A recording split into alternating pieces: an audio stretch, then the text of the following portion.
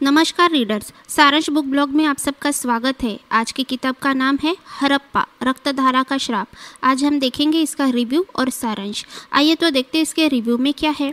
आज हम आपको विनीत वाजपेयी द्वारा लिखित हड़प्पा श्रृंखला के बारे में बताने जा रहे हैं, जो 2018 से लेकर तो अभी तक बेस्टसेलर बुक है।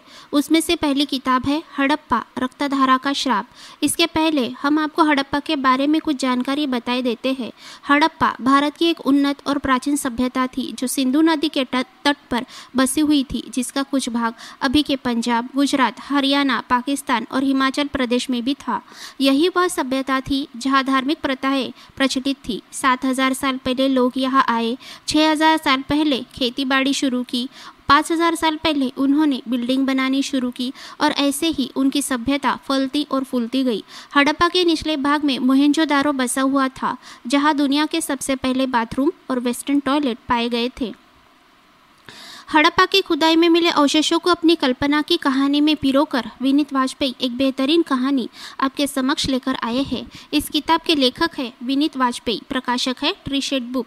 हिंदी अनुवाद किया है उर्मिला गुप्ता। इन्होंने उपलब्ध है अमेज़न और किंडल पर। इसका हिंदी अनुवाद संस्करण 2019 का है।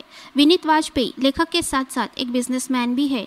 हमने उनकी बुक पहली बार पढ़ी है। हमें लगता था कि बाकी लेखकों की तरह ही वह भी सिर्फ लेखन कार्य ही करते होंगे, लेकिन जब उनके डेजिग्नेशन के बारे में जाना तो थोड़ी देर के लिए हैरत हुई और उसके बाद बहुत सारी प्रसन्नता।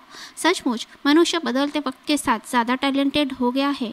कॉर्पोरेट जगत के व्यक्ति ने इस विषय पर किताब लिखना सचमुच सराहनीय है। नहीं तो मॉडर्न होने के चक्कर में हम अपनी संस्कृति को भूलते जा रहे हैं। जैसे जैसे हम आगे की किताब की तरफ जाते हैं, वैसे वैसे तथ्यों का, पात्रों का, परिस्थितियों का वर्णन भयंकर और डरावना होता जाता है। इसलिए हमारा निवेदन है कि जिनका हृदय कमज़ोर है वह यह किताब रात में ना पढ़े।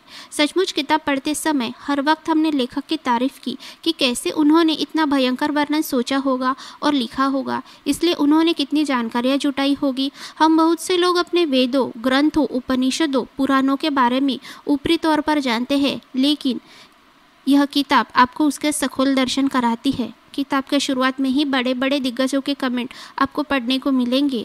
उनके लेखन में उनकी मेहनत साफ झलकती है। जल्दी इन पर फिल्म और वेब सीरीज भी बनने जा रही है, ऐसा किताब के मुखपृष्ठ पर ही लिखा है। किताब पढ़ने में ही इतनी दिलचस्प और रोंगटे खड़े कर देने वाली है, तो फिल्म और वेब सीरीज तो अलग ही लेवल पर होगी। किताब का मुखपृष्ठ विनीत वाजपेयी की धर्मपत्नी इन्होंने डिज़ाइन किया है। किताब पढ़ने के बाद आपको पता चलेगा कि उन्होंने कितना सही और सटीक डिज़ाइन तैयार किया है।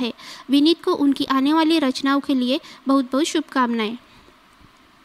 जिसमें से पहली किताब का सारांश हम आपको बताने जा रहे हैं। आशा करते हैं आपको पसंद आएगा।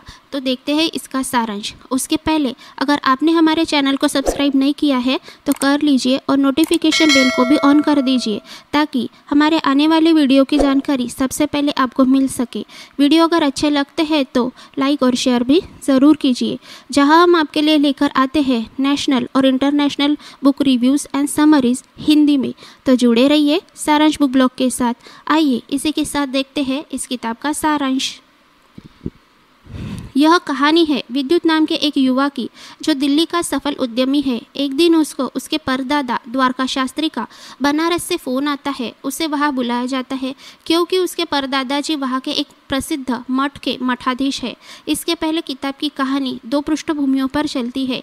एक है बनारस 2017 की कहानी, तो दूसरी है 1700 ईसा पूर्व हड़प्पा की कहानी। हड़प्पा की कहानी में 1700 ईसा पूर्व में विवस्वान पुजारी है, जो हड़प्पा का एक शक्तिशाली व्यक्ति है और वहाँ देवता की तरह पूजा जाता है। वैसे वह भी आधा देवता और आधा इंसान है।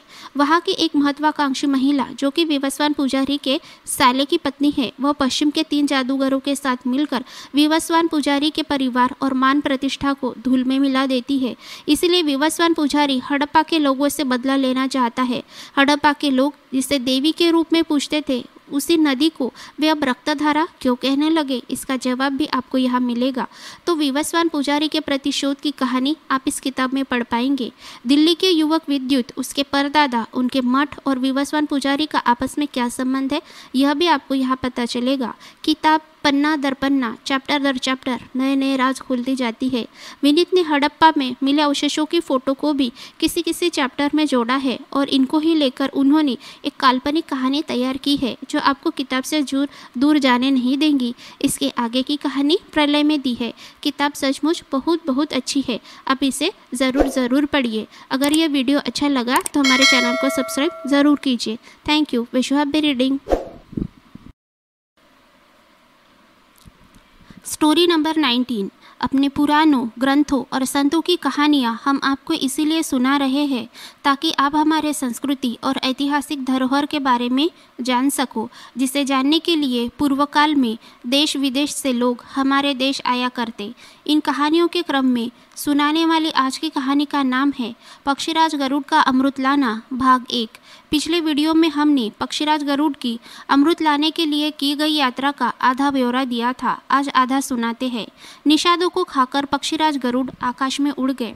आकाश में उड़ते हुए उन्हें उनके पिता महर्षि कश्यप के दर्शन हुए। महर्षि कश्यप ने उनसे उनकी माता के बारे में क्षेम कुशल पूछा, साथ में यह भी पूछा कि तुम्हें खाने के लिए पर्याप्त भोजन मिलता है या नहीं। इस पर पक्षीराज गरुड़ कहते हैं, पिताजी, माता और मेरे भाई सब सकुशल है, लेकिन मेरे खाने को लेकर कुछ भी क्षेम नहीं है।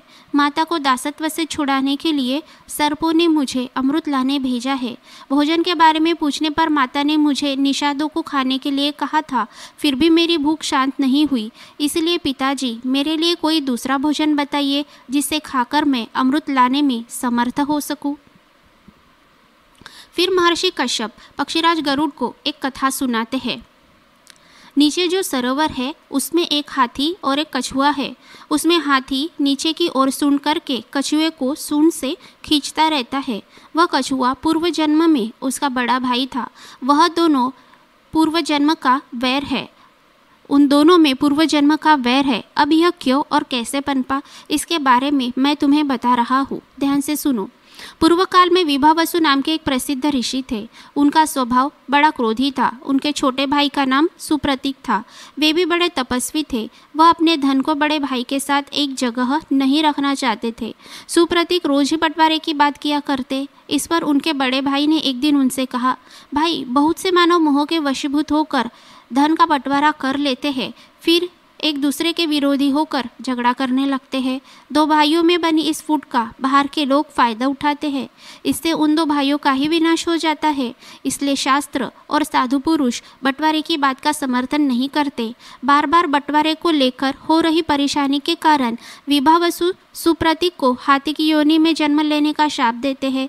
इस पर सुप्रतीक भी अपने बड़े भाई को शाप देते हुए कहते हैं कि तुम भी पानी के भीतर रहने वाले कछुए होगे। इस प्रकार यह दोनों एक दूसरे को शाप देने के कारण हाथी और कछुए की योनि में पड़े हुए हैं। दोनों भाई धन के मोह में पड़ गए थे। वे दोनों एक दूसरे से द्वेष रखते हैं। दोनों हमेशा लड़ने के लिए तत्पर रहते हैं। इसलिए तुम उन दोनों को ही अपना भोजन बना लो, उनको खाकर अमृत ले आओ। महर्षि कश्यप ने अपने पुत्रों को आशीर्वाद दिया कि देवताओं के साथ होने वाले युद्ध में उनका मंगल होगा। इसके बाद पक्षीराज गरुड़ सरोवर के पास पहुँचे। उन्होंने एक पंजे से हाथी को और दूसरे पंजे से कछुए को पकड़ा।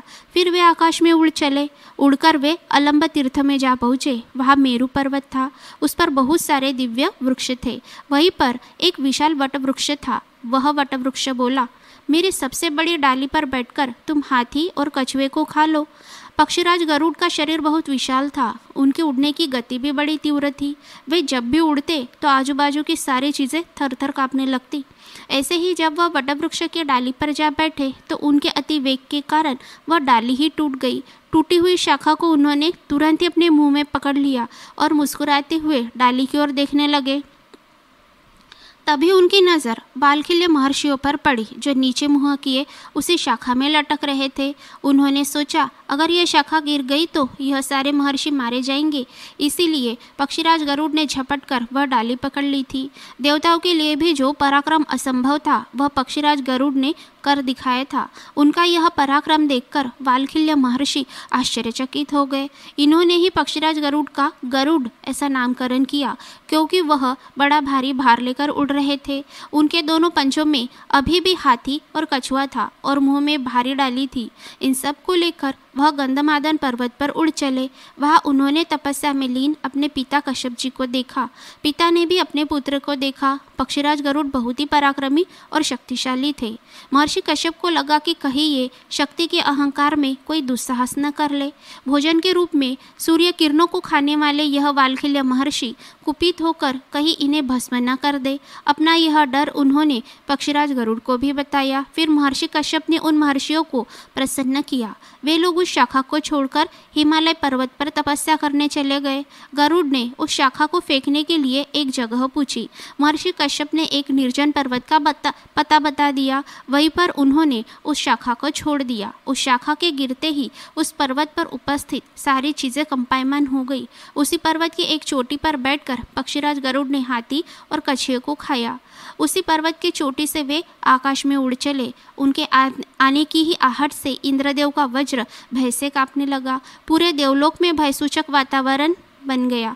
सारे देवता अपने अपने अस्त्र शस्त्र लेकर अमृत की सुरक्षा के लिए तत्पर हो गए, क्योंकि अब तक उनको पता चल चुका था कि महापराक्रमी पक्षीराज गरुड़ अमृत लेने के लिए आ रहे हैं। इसके बाद की कहानी बाकी है। इसके बाद की कहानी अगले वीडियो में सुनाएंगे। तब तक पढ़ते रहिए, खुशहाल रहिए। धन्यवाद।